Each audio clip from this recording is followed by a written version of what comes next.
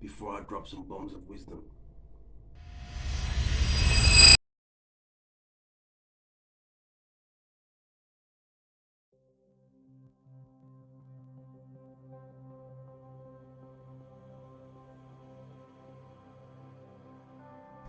Reality exists as a product of consciousness. The universe is a product of you. Our deepest fears is not that we are inadequate. Our deepest fear is that we are powerful beyond measure. It is the light, not our darkness, that frightens us. Become a nobody. Become everything. The universe rewards those who don't impose their own limits. The mind is not self-luminous, since it can be seen as an object. This is a further step towards overthrowing the tyranny of the mind, the psychic nature of emotion and mental measuring. The psychic self, the personality, claims to be absolute, asserting that life is for it and through it. It seeks to impose on the whole being of man its narrow, materialistic, faithless view of life and the universe. It would clip the wings of the soaring soul, but the soul dethrones the tyrant by perceiving and steadily affirming that the psychic self is not true self at all, not self-luminous, but only an object of observation, watched by the serene eyes of the spiritual man.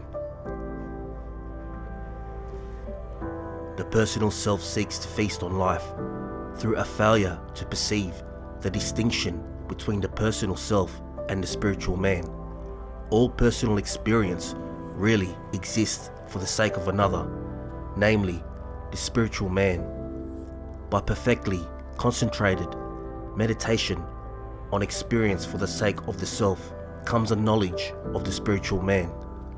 The divine ray of the higher self, which is eternal, impersonal and abstract, descends into life and forms a personality which through the stress and storm of life is hammered into definite and concrete self-conscious individuality.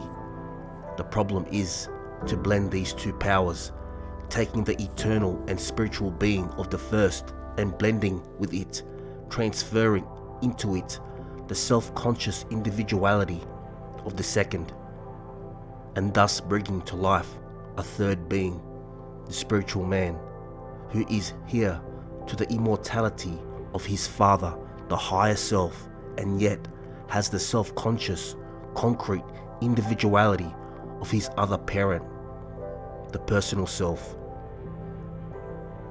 This is the true Immaculate Conception, the new birth from above, conceived of the Holy Spirit. Of this new birth it is said, that which is born of the Spirit is spirit. Ye must be born again, rightly understood.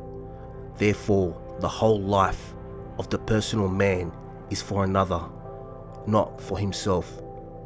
He exists only to render his very life and all his experience for the building up of the spiritual man.